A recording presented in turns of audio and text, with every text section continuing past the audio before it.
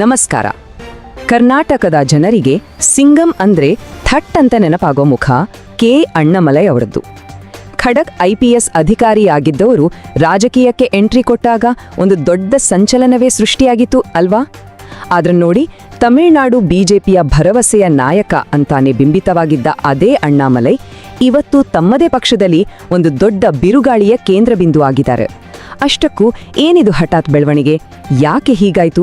ಬನ್ನಿ, ಇದನ್ನೇ ಇವತ್ತು ನಾವು ಡೀಟೇಲ್ ಆಗಿ ಅರ್ಥ ಮಾಡ್ಕೊಳ್ಳೋಣ. ಹಾಗಾದ್ರೆ ಈಗ ಎಲ್ಲರ ತಲೆಯಲ್ಲೂ ಓಡ್ತಿರುವ ಆ ಒಂದು ಮುಖ್ಯ ಪ್ರಶ್ನೆಗೆ ನೇರವಾಗಿ ಬಂದ್ಬಿಡೋಣ. ತಮಿಳುನಾಡಿನಲ್ಲಿ BJPಗೆ ಒಂದು ಹೊಸ ಜೀವ, ಹೊಸ ಹುರುಪು ತಂದುಕೊಟ್ಟಿದ್ದೆ ಅಣ್ಣಾಮಲೈ. ಆದ್ರೆ ಅಂಥ ವ್ಯಕ್ತಿ ಇದ್ದಕ್ಕಿದ್ದಾಗ ಹಾಗೆ ತಮ್ಮ ಚುನಾವಣಾ ಜವಾಬ್ದಾರಿಯಿಂದ ಹಿಂದೆ ಸರಿದಿದ್ದಾರೆ. ಇದರಿಂದ ಸಹಜವಾಗಿಯೇ ಒಂದು ದೊಡ್ಡ ಪ್ರಶ್ನೆ ಹುಟ್ಕೊಂಡಿದೆ. ಏನದು ಅಂದ್ರೆ, ತಮ್ಮದೇ ಪಕ್ಷದ ಹೈಕಮಾಂಡ್ ಅಂದ್ರೆ ಮೋದಿ ಶಾ ಅವರೇ ಅಣ್ಣಾಮಲೈರನ್ನ ಸೈಡ್ಲೈನ್ ಮಾಡಿದ್ರಾ, ಮೂಲೆಗುಂಪು ಮಾಡಿದ್ರಾ? ಈ ಇಡೀ ಗೊಂದಲಕ್ಕೆ, ಈ ಚರ್ಚೆಗೆ ಮೂಲ ಕಾರಣ ಅವರ ಆ ಒಂದು ನಿರ್ಧಾರ, ರಾಜೀನಾಮೆ. ಜಸ್ಟ್ ಯೋಚನೆ ಮಾಡಿ, ಎಲೆಕ್ಷನ್ ಇನ್ನು ಕೆಲವೇ ತಿಂಗಳು ಬಾಕಿ ಇದೆ.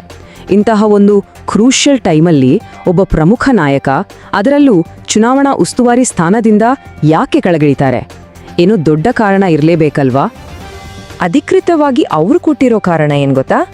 ಅವರ ತಂದೆಯ ಆರೋಗ್ಯ ಸರಿಯಿಲ್ಲ, ಒಂದು ದೊಡ್ಡ ಸರ್ಜರಿ ಆಗ್ಬೇಕಿದೆ ಅಂತ. ಸರಿ, ಇದು ವೈಯಕ್ತಿಕ ಕಾರಣ, ನಾವು ಗೌರವಿಸಲೇಬೇಕು. ಆದರೆ ರಾಜಕೀಯದಲ್ಲಿ ಟೈಮಿಂಗ್ ಅನ್ನೋದು ಎಲ್ಲಕ್ಕಿಂತ ಮುಖ್ಯ. ವರ್ಷಗಟ್ಟಲೆ ಕಷ್ಟಪಟ್ಟು ಬೆವರು ಸುರಿಸಿ ಒಂದು ಚುನಾವಣೆಗೆ ಸಿದ್ಧತೆ ಮಾಡಿಕೊಂಡು ಕೊನೆ ಕ್ಷಣದಲ್ಲಿ ಅದರಿಂದ ಹೊರ ನಡೀತಾರೆ ಅಂದರೆ ಅದರ ಹಿಂದೆ ತೆರೆಮರೆಯಲ್ಲಿ ಬೇರೆಯಾದ ಒಂದು ದೊಡ್ಡ ಸಂಘರ್ಷ ನಡೀತಿದೆ ಅನ್ನೋದು ಸ್ಪಷ್ಟವಾಗಿ ಗೊತ್ತಾಗುತ್ತೆ. ಹಾಗಾದ್ರೆ ಈ ಒಂದು ನಿರ್ಧಾರ ಯಾಕೆ ಇಷ್ಟೊಂದು ಶಾಕಿಂಗ್ ಆಗಿ ಕಾಣಿಸ್ತಿದೆ?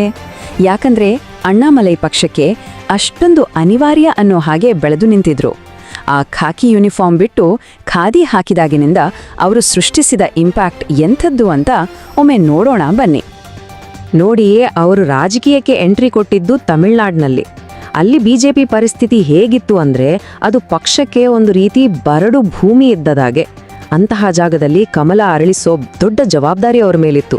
ಅವರು ಬಂದಿದ್ದು ಒಬ್ಬ ಸ್ಟ್ರೀಟ್ ಫೈಟರ್ ತರಹ ಅಲ್ಲಿನ ಆಡಳಿತಾರೂಢ DMK ಸರ್ಕಾರದ ವಿರುದ್ಧ ನೇರ ಫೈಟ್ ಶುರು ಮಾಡಿದ್ರು. ದಿನ ಒಂದಲ್ಲ ಒಂದು ವಿಚಾರಕ್ಕೆ ಸ್ಟಾಲಿನ್ ಸರ್ಕಾರದ ವಿರುದ್ಧ ಸವಾಲು ಹಾಕ್ತಿದ್ರು. ರಾಷ್ಟ್ರ ಮಟ್ಟದಲ್ಲಿ ಸದ್ದು ಮಾಡಿದ DMK ಫೈಲ್ಸ್ ಅನ್ನೋ ಭ್ರಷ್ಟಾಚಾರದ ಆರೋಪಗಳನ್ನ ಅವರೇ ರಿಲೀಸ್ ಮಾಡಿದ್ದು.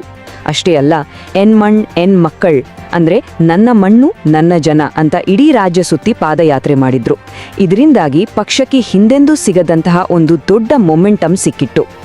ಇದರ ರಿಸಲ್ಟ್ ಏನಾಯ್ತು ಅಂತ ಕೇಳಿದ್ರೆ ಅಂಕಿಅಂಶಗಳೇ ಮಾತಾಡುತ್ತೆ. ಅವರ ನಾಯಕತ್ವದಲ್ಲಿ ನೋಡಿ, ತಮಿಳುನಾಡಿನಲ್ಲಿ BJPಯ ವೋಟ್ ಶೇರ್ ಕೇವಲ 3.6% ಇಂದ ಸೀದಾ 11%ಗಿಂತ ಹೆಚ್ಚಾಯಿತು. ಅಂದ್ರೆ 3 ಪಟ್ಟು ಜಾಸ್ತಿ. ಕೇವಲ 5 ವರ್ಷದಲ್ಲಿ ಇಂಥದೊಂದು ಸಾಧನೆ ಮಾಡೋದು ಸುಲಭದ ಮಾತಲ್ಲ.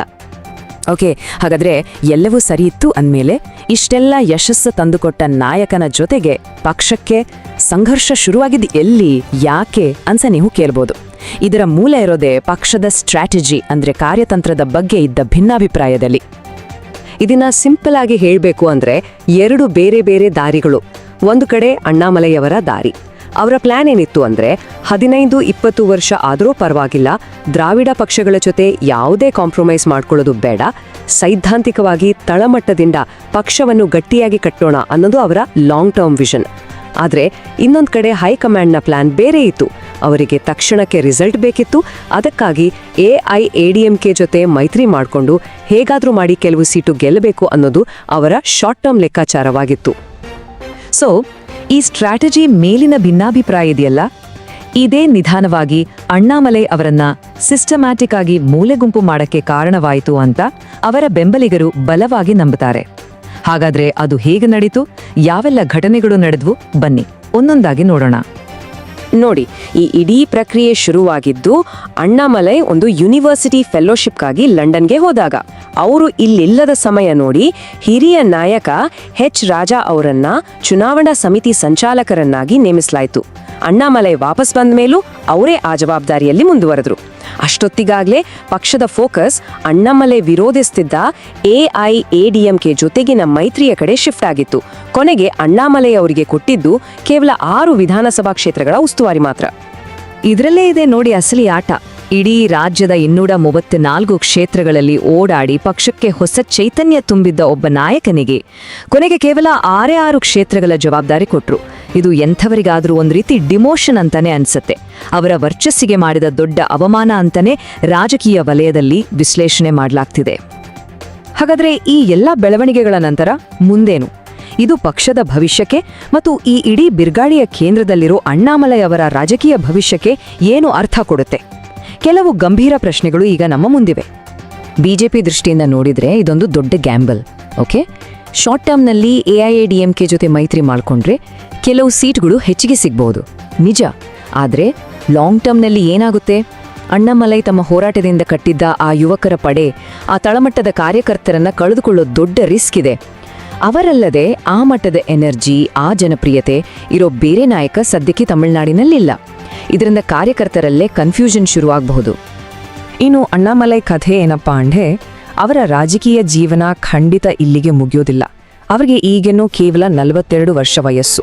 ಅವರ ಮುಂದೆ ಇನ್ನೂ ದಶಕಗಳ ರಾಜಕೀಯ ಭವಿಷ್ಯ ಇದೆ. ಬಹುಶಃ ಇದು ಅವರದ್ದೇ ಒಂದು ಸ್ಟ್ರಾಟಜಿಕ್ ನಡೆ ಕೂಡ ಆಗಿರಬಹುದು. ಸದ್ಯಕ್ಕೆ ಹಿಂದೆ ಸರಿದು ಎಲೆಕ್ಷನ್ ನಂತರ ಪಕ್ಷಕ್ಕೆ ತನ್ನ ಅವಶ್ಯಕತೆ ಏನೆಂದು ಅರಿವಾಗುವಂತೆ ಮಾಡುವ ತಂತ್ರವೂ ಇದಾಗಿರಬಹುದು. ಇದೆಲ್ಲವೂ ನಮ್ಮನ್ನು ಒಂದು ಕೊನೆಯ ಆದರೆ ಬಹಳ ಮುಖ್ಯವಾದ ಪ್ರಶ್ನೆಯ ಮುಂದೆ ತಂದು ನಿಲ್ಲಿಸುತ್ತೆ. ರಾಜಕೀಯದಲ್ಲಿ ಪ್ರತಿಯೊಬ್ಬರಿಗೂ ಒಂದು ಲಕ್ಷ್ಮಣ ರೇಖೆ ಇರುತ್ತೆ ಅಲ್ವಾ? ಒಂದು ಗೆರೆ, ಅದನ್ನ ದಾಟೋಕೆ ಆಗಲ್ಲ.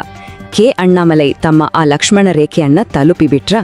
ಅಥವಾ ಇದು ಅವರ ಮುಂದಿನ ದೊಡ್ಡ ರಾಜಕೀಯ ಮೂವ್ಗಿಂತ ಮುಂಚಿನ ಒಂದು ಚಿಕ್ಕ ಬ್ರೇಕ್ ಅಷ್ಟೇನಾ? ಈ ಪ್ರಶ್ನೆಗೆ ಸಿಗೋ ಉತ್ತರ ತಮಿಳುನಾಡಿನ ರಾಜಕೀಯದ ಭವಿಷ್ಯವನ್ನೇ ನಿರ್ಧರಿಸಲಿದೆ. ಈ ರೀತಿಯ ಮತ್ತಷ್ಟು ಆಳವಾದ ವಿಶ್ಲೇಷಣೆಗಳಿಗಾಗಿ ತಪ್ಪದೇ ಟ್ರುತ್ ನ್ಯೂಸ್ 9ಗೆ ಸಬ್ಸ್ಕ್ರೈಬ್ ಆಗಿ.